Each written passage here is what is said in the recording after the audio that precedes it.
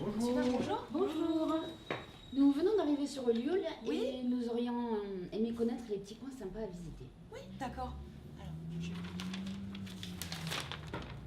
donc ça c'est le plan du centre-ville. Nous on est ici à l'office du tourisme. Un tout petit peu plus haut, vous avez tout le quartier médiéval Renaissance, enfin les maisons à façade Renaissance. Vous avez le local du GRPO avec une exposition d'anciennes clés et serrures. Vous avez le vieux moulin à huile que vous pouvez visiter et sur les hauteurs les vestiges du château féodal. Et vous avez la vue sur les gorges d'Olioul. Au bout des gorges d'Olioul, vous avez le site de l'hôpital de la Courtine dont les vestiges en fait ont été transférés au local Bottin-Laillé. Sinon, vous avez l'église romane Saint-Laurent qui est monument historique juste à côté, sur la route.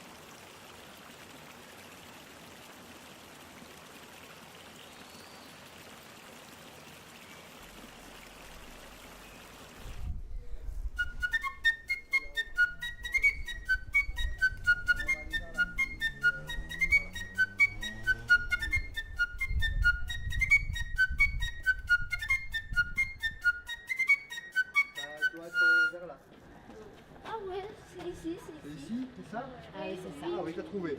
Groupe de recherche sur le patrimoine olympique. Messieurs, dames, bonjour. Si c'est le GRPO que vous cherchez, vous y êtes. Bienvenue à Olioul. Merci. Donc en venant, vous avez dû voir le bel écusson qui est en haut du bâtiment de la mairie, qui représente l'olivier de Sinople. Et évidemment, Olioul vient du mot olivier.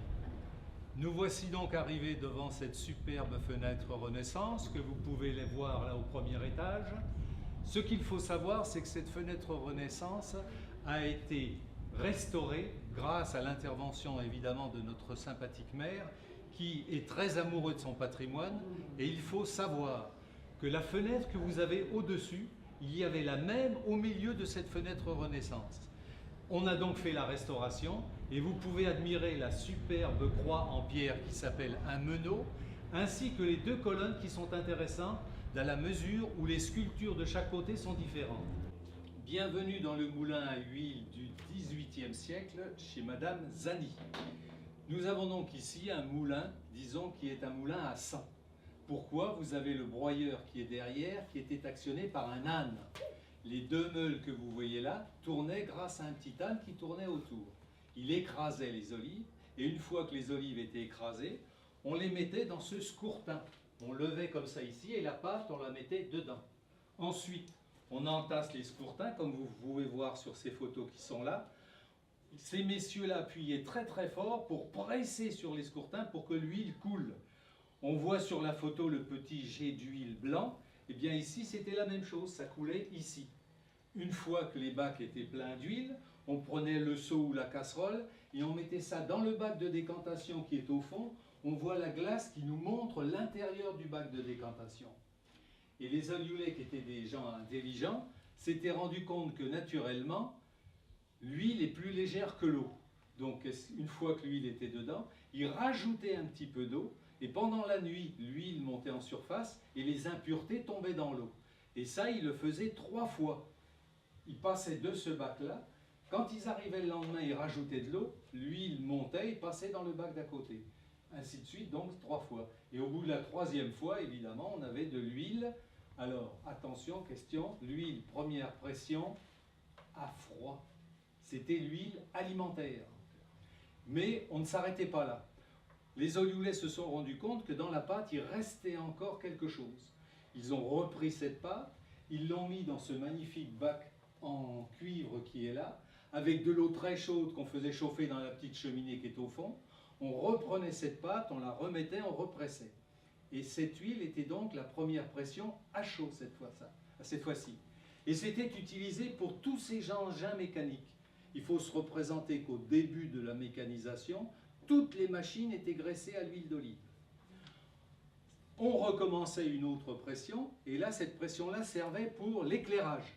Les lampes à huile, évidemment, fonctionnaient à l'huile d'olive. Mais une chose qu'on oublie, c'est aussi les réverbères. On a là, j'ai eu la chance de récupérer un engin qui m'a été donné. C'était l'appareil pour l'allumeur et l'éteigneur de réverbères. En haut, il allumait, et avec ça, il éteignait. Et il faisait ça, évidemment, tous les jours.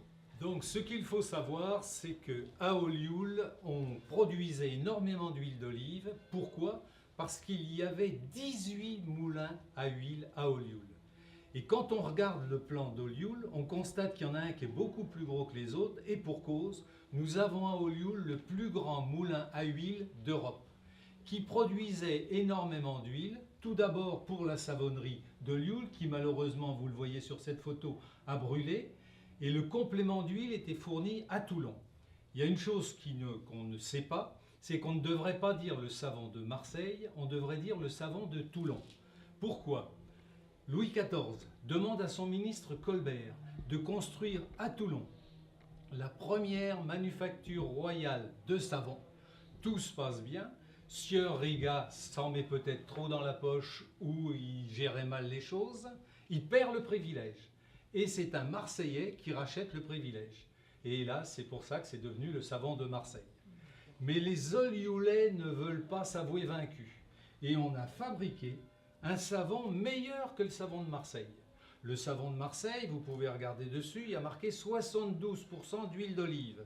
Nous, le nôtre, il est à 100%, et en plus, il est bio, parce qu'on le fabrique avec l'huile d'olive d'Olioul, qui est fabriquée de façon biologique.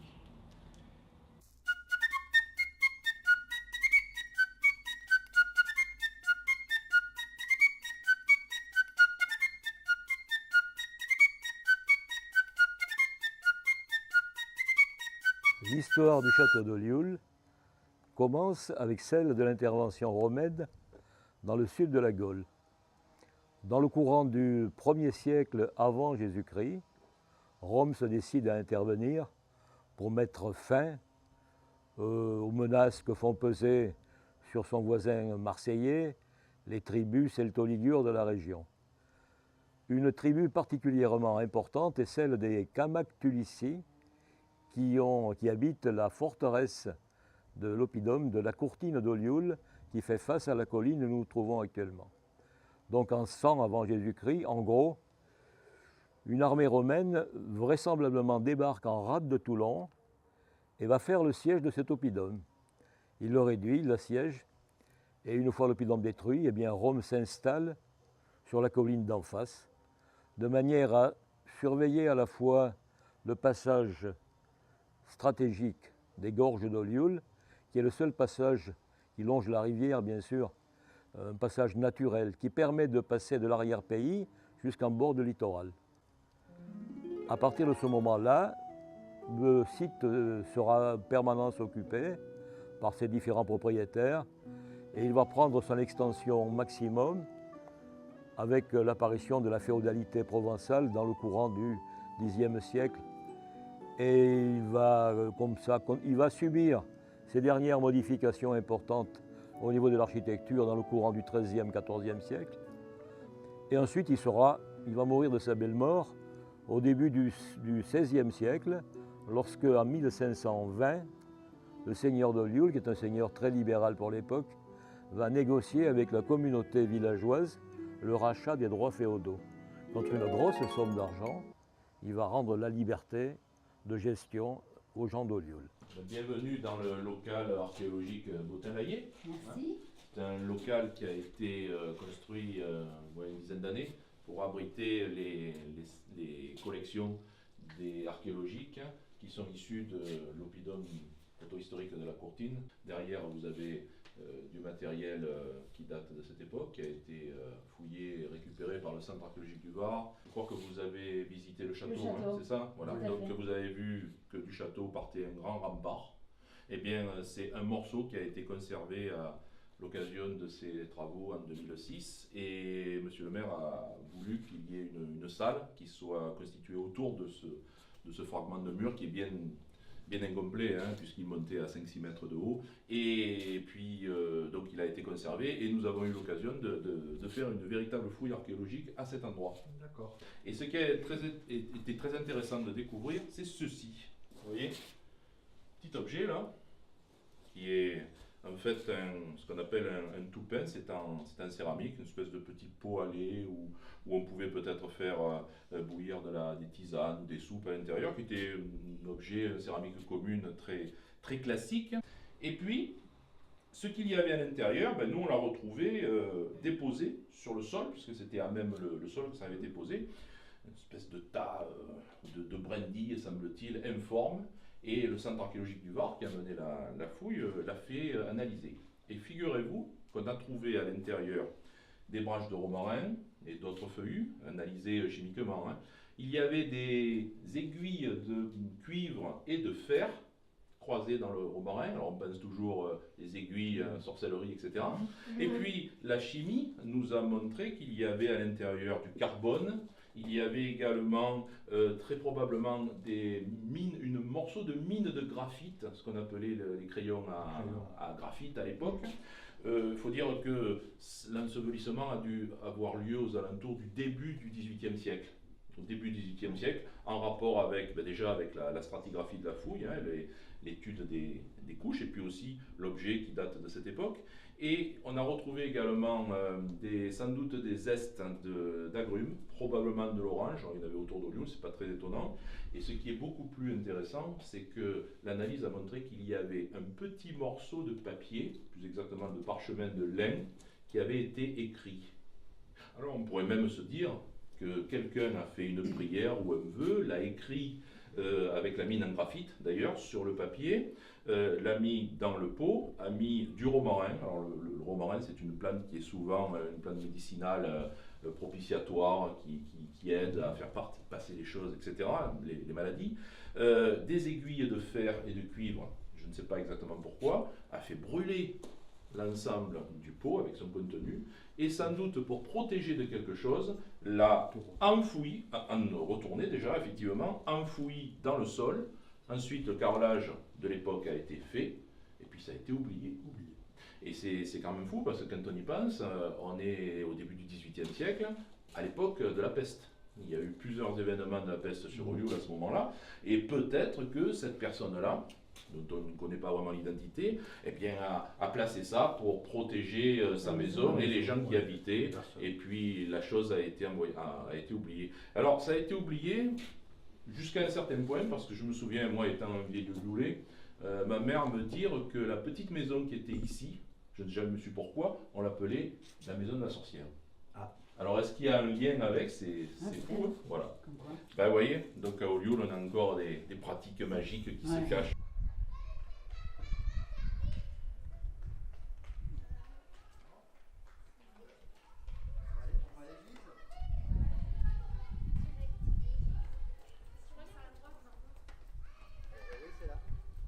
Bienvenue.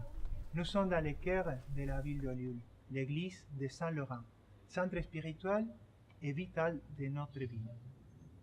C'est du point de vue architectonique et historique le bâtiment le plus remarquable de la ville, bâtiment roman du XIIe siècle.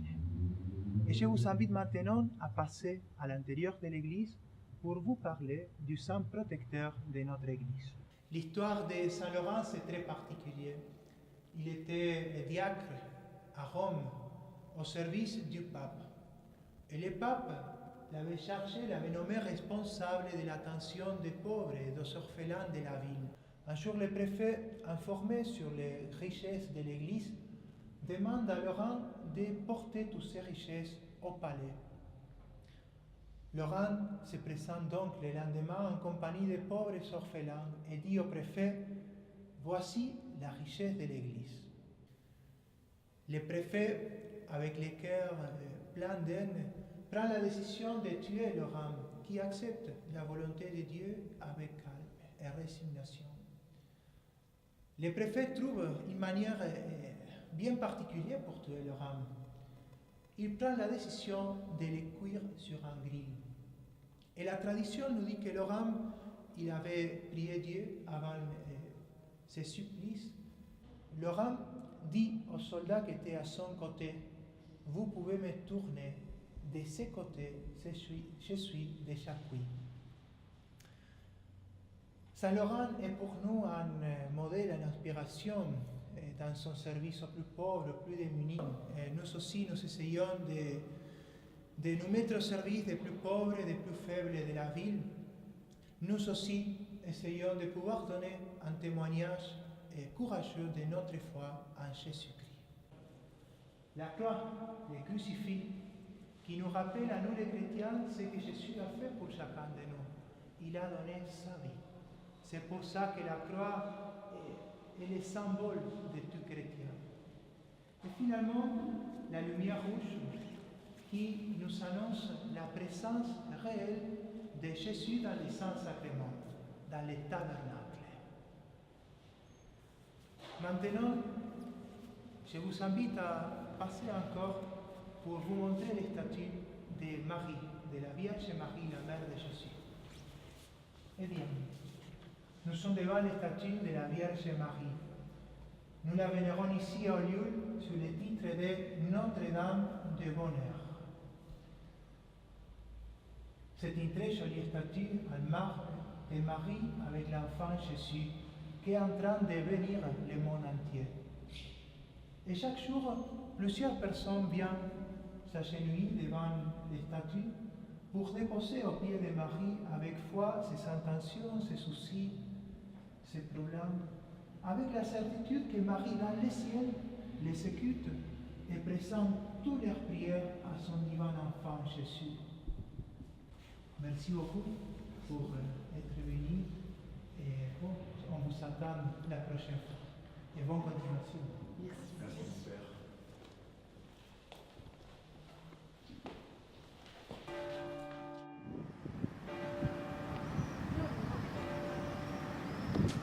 Papa, est-ce qu'on peut avoir une place, s'il te plaît? Oui, ben t'as raison, comme ça nous on va à la mairie, puis après vous nous rejoignez.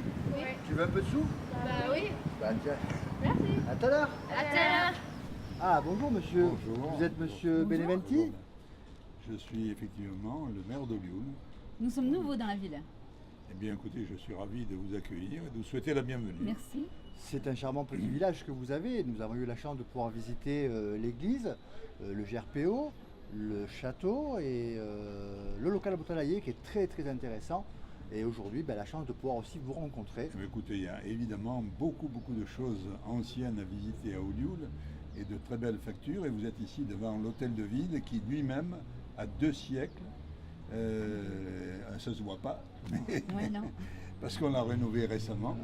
Mais il a été donc construit en 1810, rénové en 1910 et puis agrandi et rénové encore en 2012. Voilà, donc vous êtes devant l'hôtel de ville, la maison des Ollioules. Des Ollioules.